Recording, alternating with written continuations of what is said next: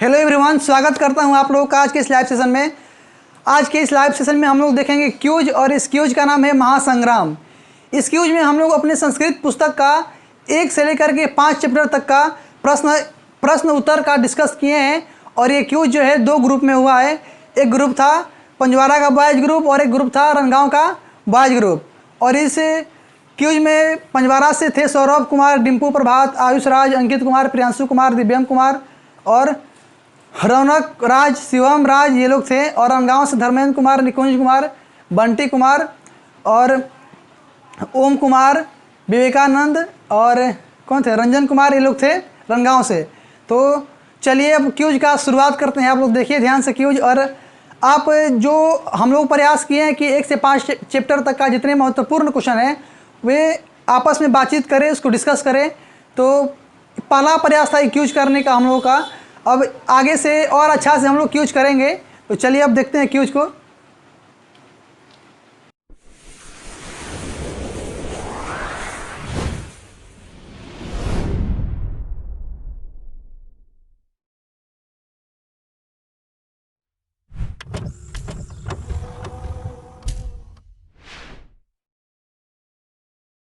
चलिए अब क्यूज का शुरुआत करते हैं।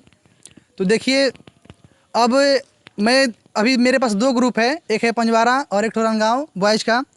अब इन लोगों से मैं क्वेश्चन करूंगा और इसका उत्तर ये लोग देंगे। तो चलिए अब देखिए ध्यान से।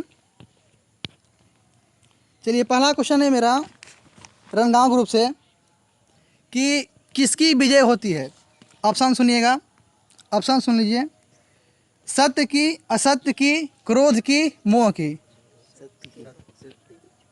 किसको किसको आता है, हाथ खड़ा कीजिए। चलिए तो कोई बोलिए, आप लोगों में से कोई बोलिए। किसकी होती है? ठीक है, ऑप्शन नंबर ए होगा कि सत्य की हमेशा विजय होती है। मंगलम पाठ का ये क्वेश्चन था और इसमें बताया गया था कि सत्यमेव जयते न अनृतम, यानी सत्य की ही विजय होती है, असत्य की नहीं। चलिए अब अगला प्रश्न है मेरा पंजवारा टीम से।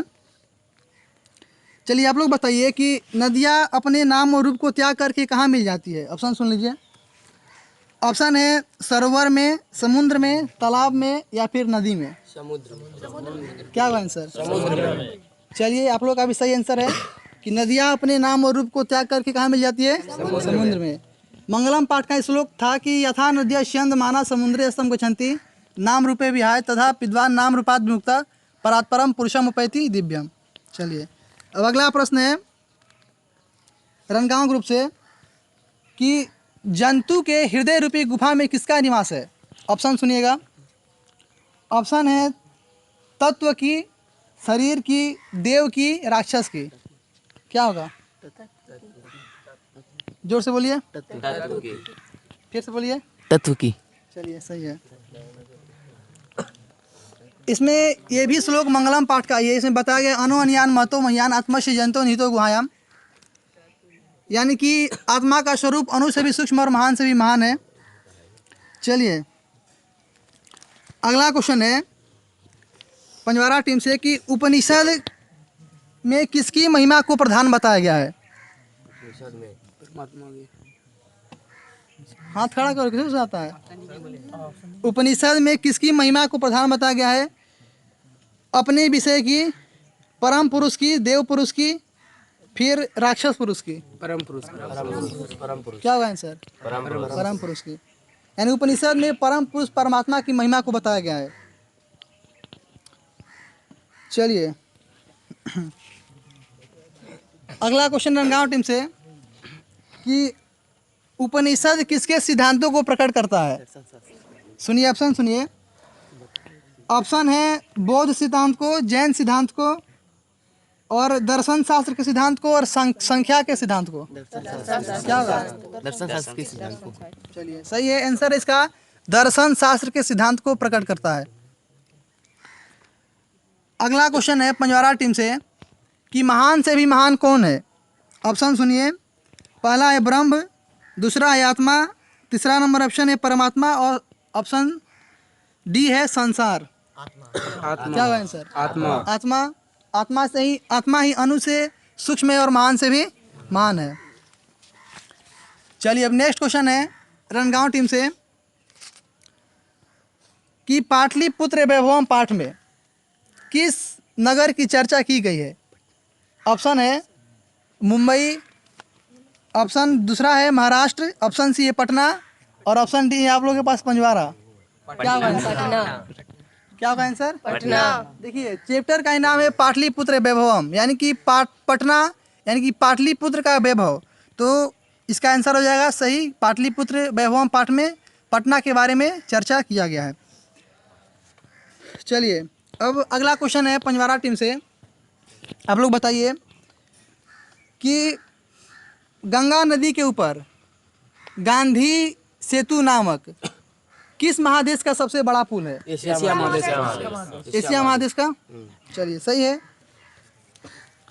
अब अगला क्वेश्चन है रनगांव टीम से कि कुटनीम ताख्य काव्य के रचनाकार कौन है? ऑप्शन सुन लीजिए।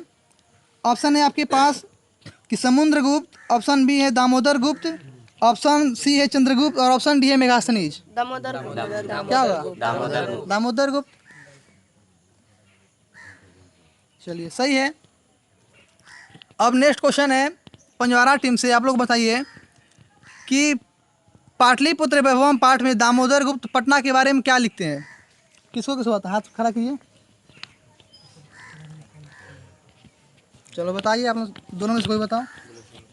पाटलिपुत्र पृथ्वी का केंद्र बिंदु और सस्मैती मूल निवास स्थान है। इस स्थान की तुलना इंद्र के सिंहासन अर्थात स्वर्ग से की गई है। चलिए सही है। देखिए पाटलिपुत्र वैभवम पाठ में कुटनीम ताख्य नामक एक काव्य है जो लिखते हैं दामोदर गुप्त। उसमें कहते हैं कि अस्ति महितल तिलकम सरस्वती कुल गृहम महानगरम, यानी कि पाटलिपुत्र सरस्वती जी का मूल निवास स्थान है। यानी कहने का मतलब है कि विद्वानों का निवास स्थान है और एक ऐसा स्थान है जो इंद्र के सिंहासन को टक्कर देता है। यानी कि इंद्र के सिंहासन से तुलना इस पाटलिपुत्र को यहाँ से किया गया है। तो चलिए अगला क्वेश्चन है रनगांव टीम से कि राजशेखर पाटलिपुत्र के बारे में क्या कहते हैं? किसको कुछ आता है बोलिए।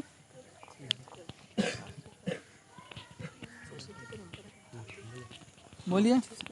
प्राचीन समय से ही पाटलिपुत्र की सरस्वती परंपरा चलते आ रही है। यहाँ पर कई विद्वान वर्ष उपवर्ष पाणिनि, पिंगल, व्याधि, वररुचि, पतंजलि इत्यादि ने शिक्षा प्राप्त कर पूरे विश्व में अपना और पाटलिपुत्र का नाम। चलिए सही है। देखिए पाटलिपुत्र में एक श्लोक था कि अत्र वर्ष उपवर्षो ही पाणिनि पिंगलो ही व्याधि वररुचि पतंजलि ख्याति उपजगमु। यानी इसका मतलब है कि पाटलिपुत्र में वर्ष उपवर्ष पाणिनि, पिंगल, व्याधि, वररुचि, पतंजलि इत्यादि लोगों ने यहाँ से शिक्षा प्राप्त करके, यहाँ से परीक्षा दे करके अपना नाम पूरे विश्व में अपने ख्याति को प्राप्त किए। चलिए अगला क्वेश्चन है पंजवारा टीम से कि कौमुदी महोत्सव किसके शासन काल में मनाया जाता था? गुप्त वंश के क्या हुआ सही आंसर? गुप्त वंश के शासन काल में। तो सही है, कौमुदी महोत्सव गुप्त वंश के शासन काल में मनाया जाता था। अब रनगांव टीम से क्वेश्चन है कि कौमुदी महोत्सव किस ऋतु में मनाया जाता था? शरद ऋतु में। किस ऋतु में? शरद ऋतु में। आप लोग थोड़ा जोर से बोला कीजिए, ठीक है? दोनों टीम को बोल रहे हैं। चलिए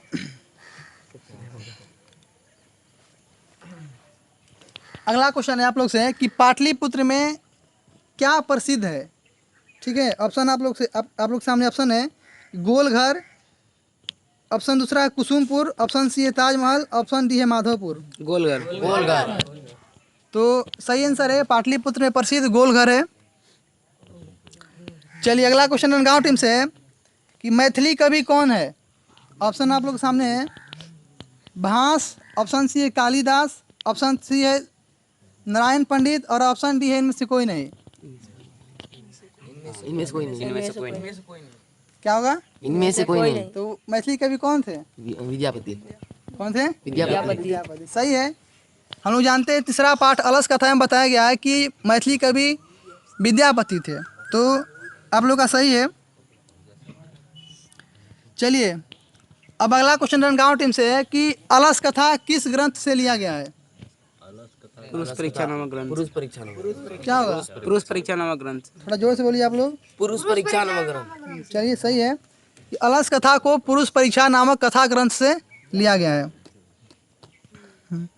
अगला क्वेश्चन है रनगांव टीम से कि भगवान बुद्ध के समय पाटलिपुत्र का क्या नाम था?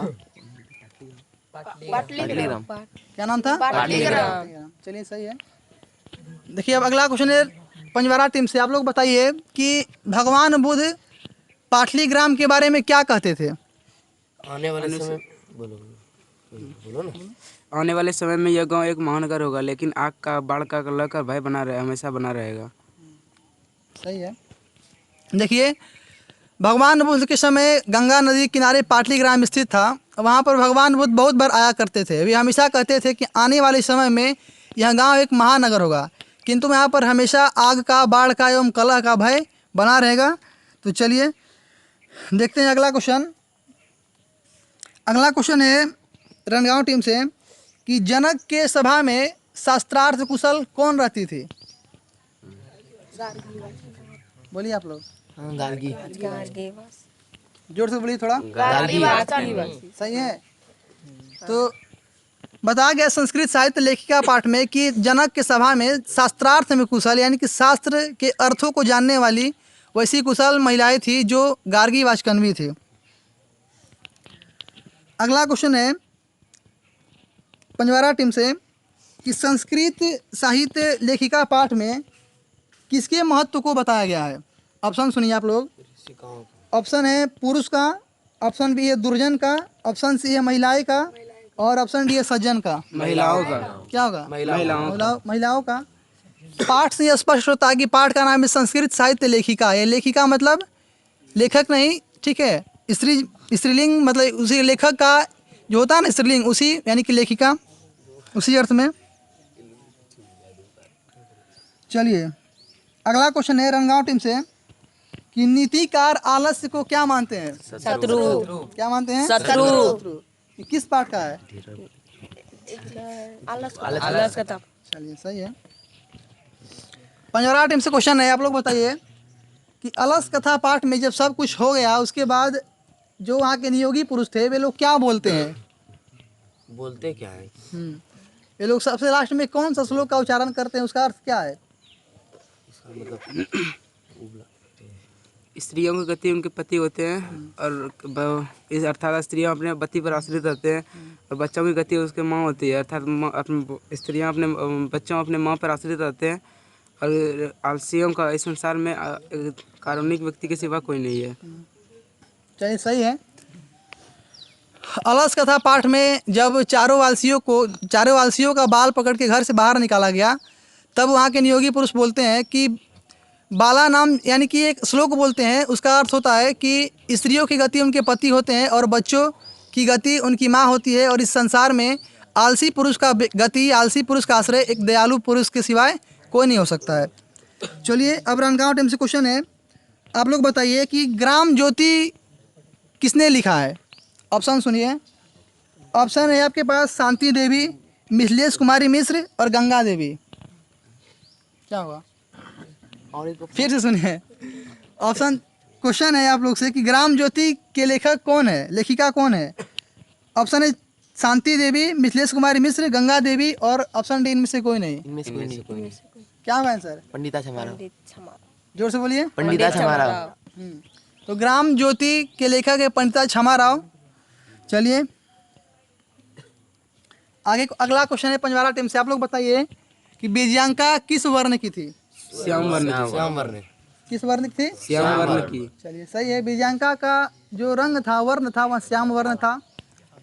अब अगला क्वेश्चन है आप लोग से, बताइए कि बीजांका के बारे में दंडी ने क्या कहा था?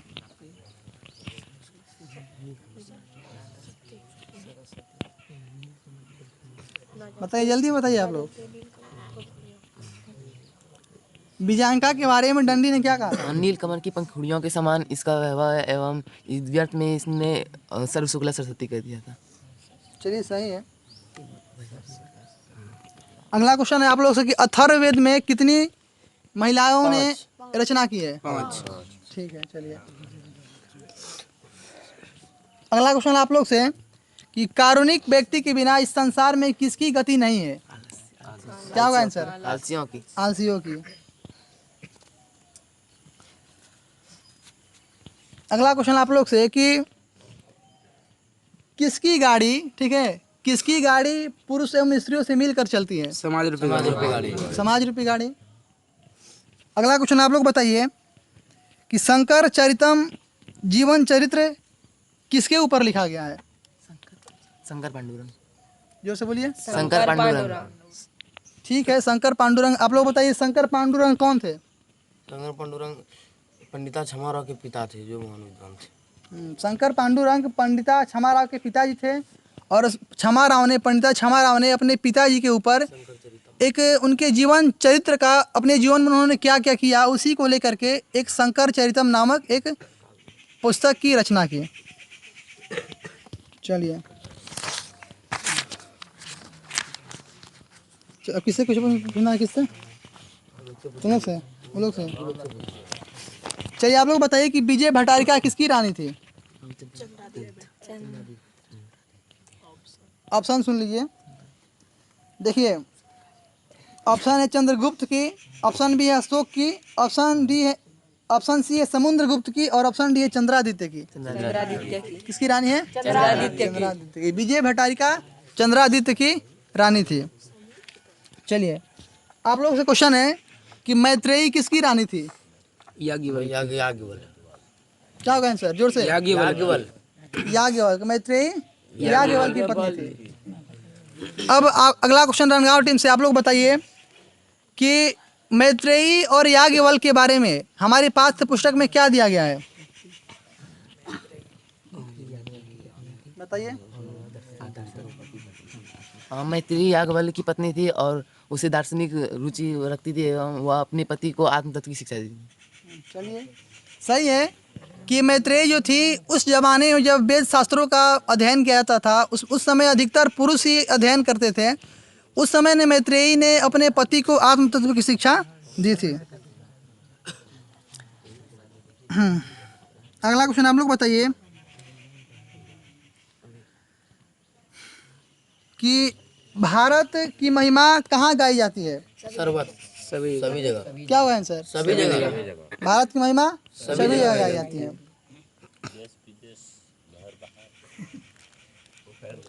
चलिए, अगला क्वेश्चन आप लोग से है कि भारत के प्रति हमारा कर्तव्य क्या होना चाहिए? ऑप्शन सुन लीजिए। ऑप्शन है कि भारत के प्रति भक्ति, ऑप्शन बी है संसार के प्रति आसक्ति, ऑप्शन सी है ईश्वर के प्रति भक्ति और ऑप्शन डी है पितरम के प्रति भक्ति।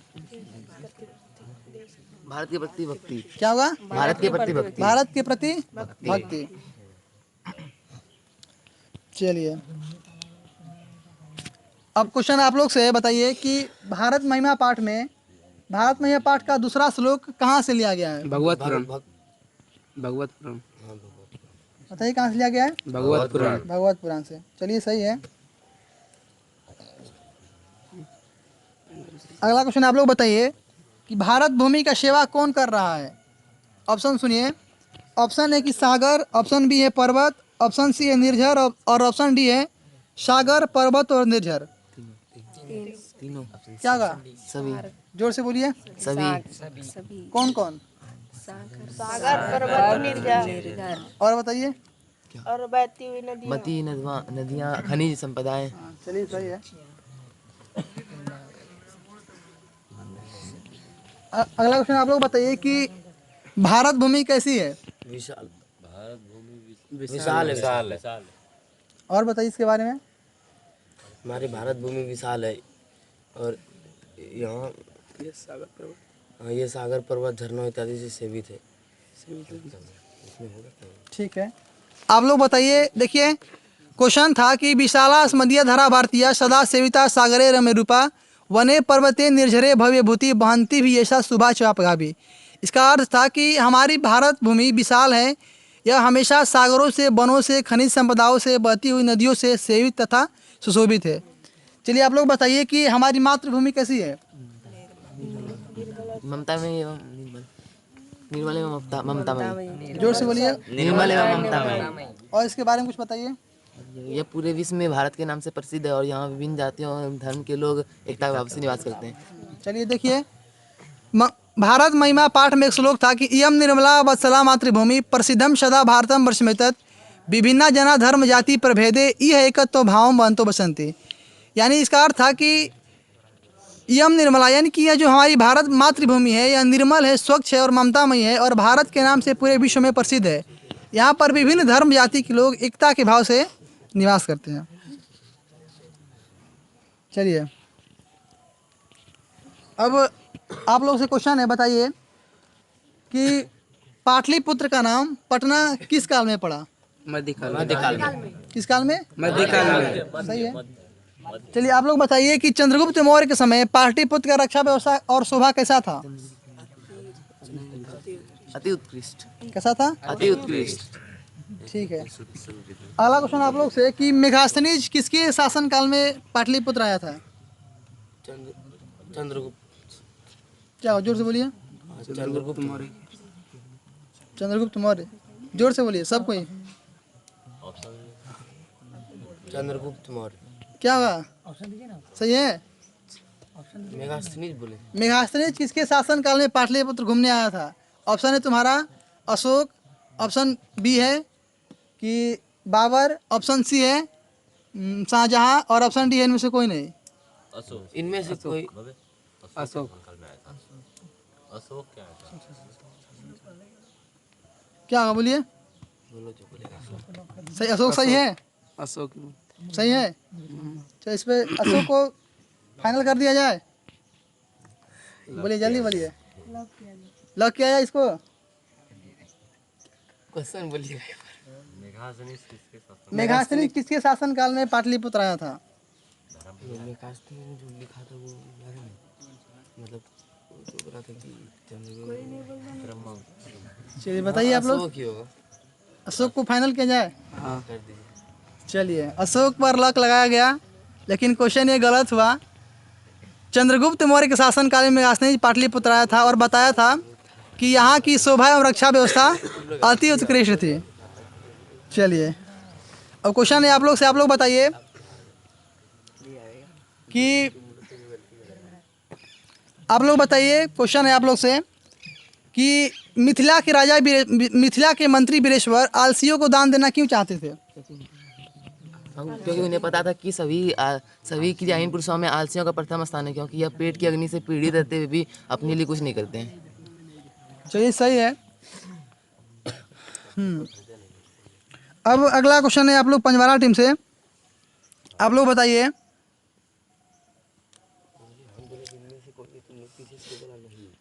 अगला क्वेश्चन बताइए आप लोग कि मिथिलेश कुमारी मिश्र कौन थी?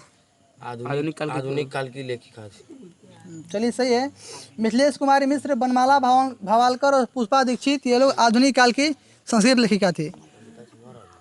हाँ, पंडिता छमाराव भी थी। अब अगला क्वेश्चन आप लोग बताइए, आप लोग किसी 4 विदेशी यात्री का नाम बताएं जो पाटलिपुत्र घूमने आए थे। मेगास्थनीज, फाहियान, नीति सिंह, हुएन। ठीक है, कौन कौन फिर से बोलिए एक बार। मेगास्थनीज,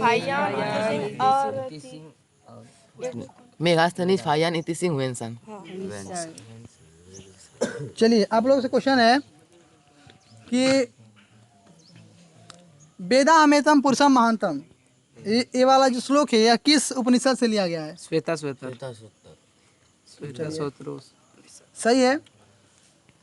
आप लोग बताइए कि अहो अमीशाम किम कार्य शोभनम प्रसन्नम येषाम स्वितुत स्वयं हरि, इस श्लोक का अर्थ क्या है और यह किस पुराण से लिया गया है?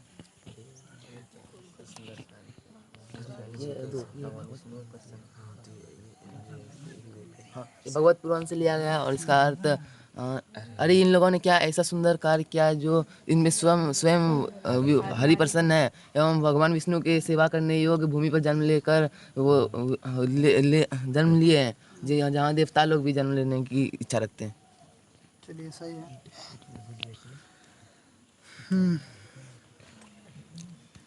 आप लोग बताइए कि मंगलम पाठ में नदियों के माध्यम से क्या समझाने का प्रयास किया गया है?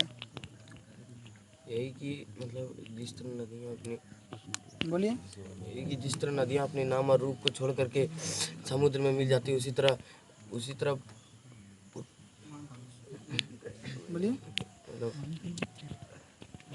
उसी तरह विद्वान लोग। हाँ, उसी तरह विद्वान लोग अपने नाम और रूप को छोड़ करके इस परम पुरुष परमात्मा को प्राप्त। ठीक है, सही है। क्वेश्चन है अगला आप लोग से कि मोक्ष प्राप्ति का रास्ता क्या है?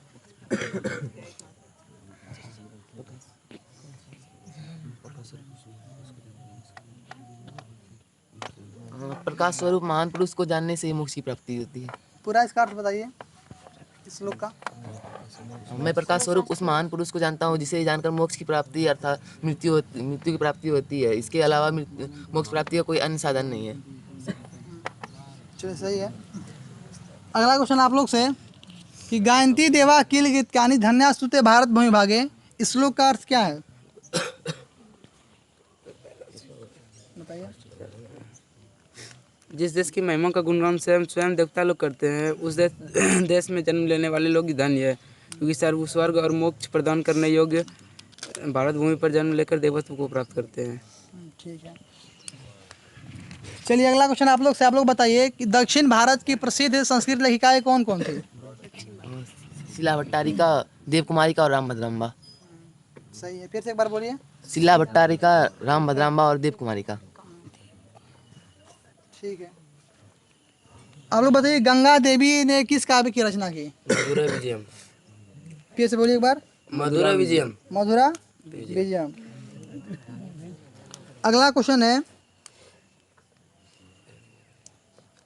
आप लोग से, अगला क्वेश्चन है बताइए आप लोग कि अच्युत राय की रानी तिरुमलांबा का समय कौन सी शताब्दी में था। 16वीं शताब्दी। जोर से बोलिए एक बार। 16वीं शताब्दी। कंफर्म। एक बार फिर सोच लीजिए आप लोग। ऑप्शन है आप लोग के पास, देखिए 18वीं शताब्दी, ठीक है, 14वीं शताब्दी, फिर है 19वीं शताब्दी, इनमें से कोई नहीं। 16वीं ऑप्शन में था। नहीं, 16वीं ऑप्शन में नहीं है। इनमें से कोई नहीं। कंफर्म है। चलिए आप लोग का भी गलत हुआ, इसका सही आंसर होगा 16वीं शताब्दी। हम लोग क्या बोल रहे हैं?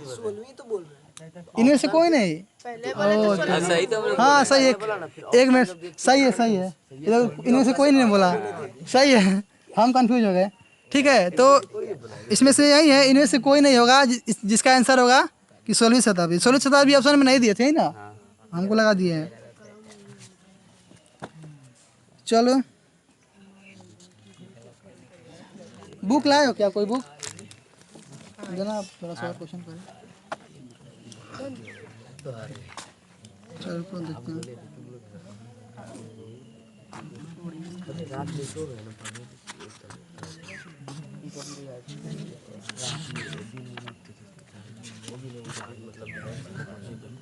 किससे पूछना है आप लोग से ना।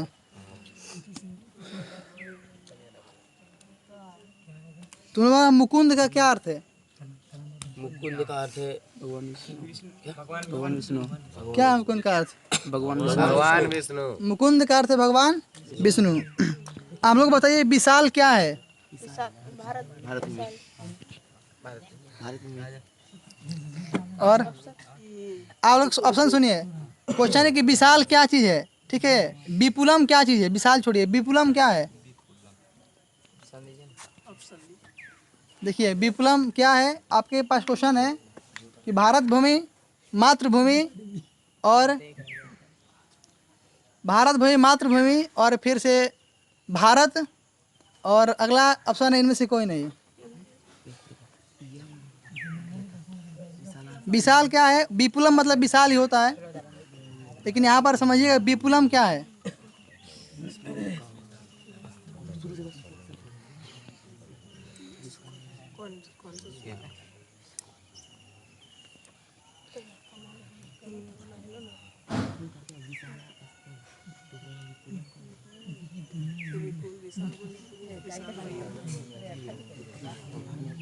जल्दी बताइए आप लोग क्या होगा। हाँ उसका अर्थ वही होता है, लेकिन पुस्तक के अनुसार, पाठ्य पुस्तक के अनुसार जो सही आंसर है वही मानेंगे हम। जल्दी बताइए आप लोग क्या होगा।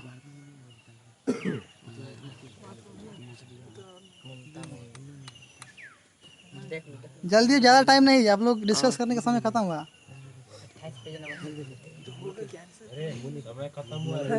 क्या हुआ जल्दी, नन। क्या होगा नन। सही आंसर क्या होगा फिर। सही पता नहीं है। ऑप्शन के अनुसार दिया है। विशाल क्या है एक बार फिर सोच लो, फिर हम नहीं लेंगे। विपुलम का अर्थ होता है विशाल, विपुलम का अर्थ है विशाल, लेकिन विशाल क्या है, विपुलम क्या है, इस पाठ्य पुस्तक के अनुसार विपुलम क्या है, किसको बताया गया है विपुल।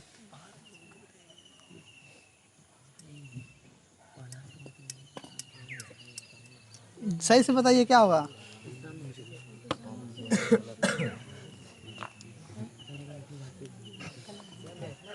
अरे जल्दी बोलो नहीं, भारत भूमि तो क्या होगा। भारत भूमि। कन्फर्म सही कर दे। चलिए देखिए यहाँ बुक में बताया गया है कि विपुलम है संस्कृत साहित्य। विपुलम का अर्थ होता है विशाल, लेकिन विपुलम यहाँ पर बुक में बताया गया है कि विपुलम संस्कृत साहित्यम, यानी कि विशाल कौन है, संस्कृत साहित्य। वैसे भारत महिमा पाठ में बताया कि भारत भूमि विशाल है, लेकिन यहाँ पर विपुलम का अर्थ इस अर्थ में यहाँ पर आंसर होना चाहिए संस्कृत साहित्य। ठीक है, तो चलिए आप लोग का भी गलत हुआ। आप लोग जो पहले बोले थे इनमें से कोई नहीं, अगर उसी पे टिके रहते तो आप लोग का सही होता।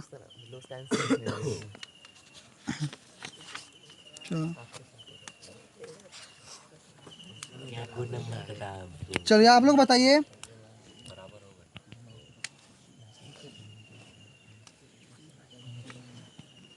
कि संस्कृत के सबसे दीर्घतम पद यानी सबसे बड़े बड़े पद किस ग्रंथ में पाए जाते हैं। तिरुवनंतपुरम लिखा है, उसका नाम वर्धम्बिका वर्धम्बिका पर। क्या नाम है, वर्धम्बिका पर ने। गंगा देवी ने मधुरा विजयम किस काल में लिखा, किस शताब्दी में। 14वीं। क्या होगा, जोर से एक बार। 14वीं। कंफर्म हो। चल ठीक है, बुक में लिखा गया है कि चतुर्दश शतकम कंपन रायस्य रागी गंगा देवी मधुरा विजयम और अचयत।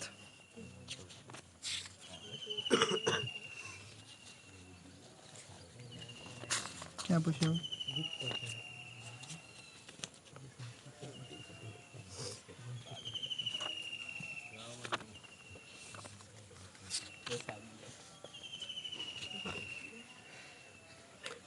अगला क्वेश्चन आप लोग से बताइए कि पटना का नाम, यानी कि प्राचीन काल से पुष्पपुर कुसुमपुर के बाद पाटलिपुत्र पटना का नाम कैसे पड़ा।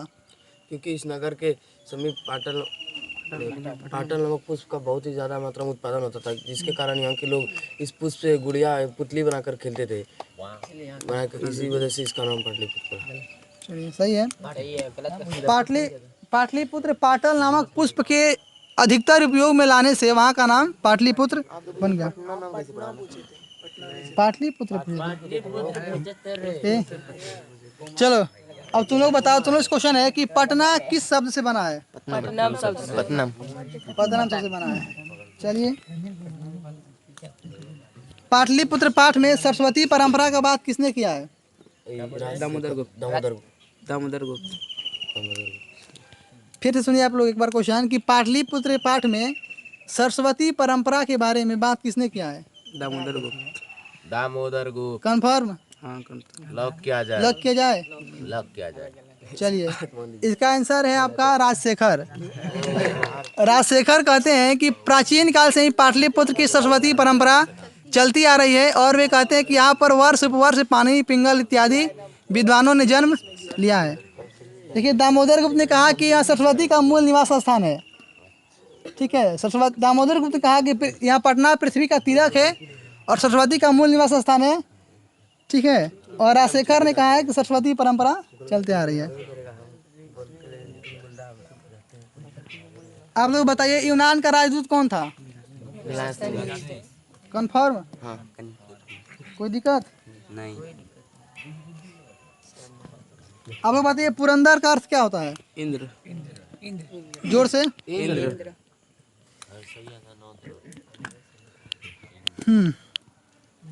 आप लोग बताइए कि मध्यकाल के विस्तार के बारे में किस ग्रंथ में, मध्यकाल में पटना के विस्तार के बारे में, पटना के विकास के बारे में किस ग्रंथ में ऐसा चर्चा मिलता है। ऑप्शन दे। ऑप्शन सुनिए। ऑप्शन है आपका कूटनीम ताक, काव्य मीमांसा। ठीक है, उसके बाद आपका है मीरा लहरी, और ऑप्शन डी है इनमें से कोई नहीं। इनमें से कोई नहीं। क्या होगा। मुद्रा राक्षस। जोर से बोलिए। मुद्रा राक्षस। क्या होगा।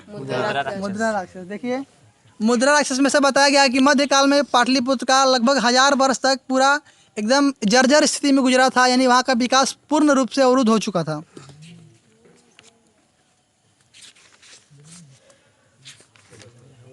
अब क्या पूछे? चलिए, अब क्यों समाप्त होता है और पूछे। क्वेश्चन ही नहीं बनता है, इतना कम चैप्टर का रखे थे हम लोग।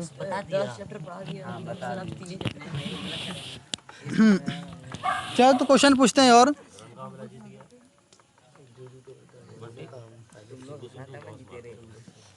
छोड़ो, अब क्यों समाप्त करते हैं, ठीक है, मजा नहीं आ रहा है। ठीक है, देखो चलिए, अब क्यों समाप्त होता है। अब आप लोग आगे देखिए, अब सर आएंगे आप लोग के सामने। Good morning all of you. आप लोग बहुत सुंदर से क्विज खेल रहे थे, हम सारी चीज़ों को देख रहे थे। खेल के मैदान में अक्सर हार और जीत तो होती रहती है। आप लोगों का प्रयास इस क्विज में देखने के लिए मिला और कुछ नया लगा। आप लोग में वह उमंग, वह जोश देखने के लिए मिला, जिसका परिणाम यह हुआ कि आप लोग कुछ ही पॉइंट से 2 टीमें यहाँ पे थी, एक रनगांव की, दूसरी पंजवरा की। खासकर कुछ न कुछ गलतियाँ हो जाती है, वो अक्सर हम लोग जब क्विज कराते हैं तो देखने को मिलता है। वही गलती कुछ पंजवरा की टीम से हुआ, जिसके कारण से आज के जो क्विज प्रतियोगिता हुई उसमें रनगांव वाले की जीत हुई और 1 अंक से पीछे रह गए पंजवरा वाला, जिसके कारण से उसकी हार हुई। ये छोटी मोटी है और अक्सर इन चीज़ों से आप यदि सीखेंगे तो आगे इन्हीं में वृद्धि होगी और आपका भी जीत निश्चित ही होगा। तो रनगांव वाले के लिए करना चाहेंगे,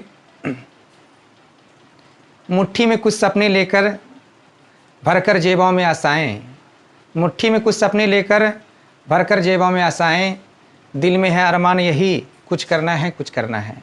इन्हीं के साथ यदि आप में मन में एक सपना है, कुछ अरमान लेके यदि आप आते हैं तो आपकी सफलता निश्चित होगी। और पंजवरा वाला कुछ आप लोग भी सीखिए अच्छा से। जो चीज़ आपसे मिस हो रही है उनको आप नोट्स बनाइए, शामिल कीजिए, धीरे उन चीज़ों को क्लियर कीजिए, तो आपका धीरे धीरे यह स्कोर और भी आगे जाएगा। आप लोग इन चीज़ों को, इन तथ्य को ध्यान से देखिए। आप लोग को निराश होना कोई ज़रूरी नहीं है। पहली बार था, कुछ चीज़ों हम लोगों से छुट्टी मिस होती है, उनमें सुधार करते हैं। आप लोग भी कोशिश कीजिए अच्छा करने का। तो असफलता एक चुनौती है, इसे तुम स्वीकार करो। असफलता एक चुनौती है, इसे तुम स्वीकार करो। क्या गलती हुई है देखो और सुधार करो। क्या गलती हुई है देखो और सुधार करो। जब तक सफल ना हो सुख चैन को त्यागो तुम।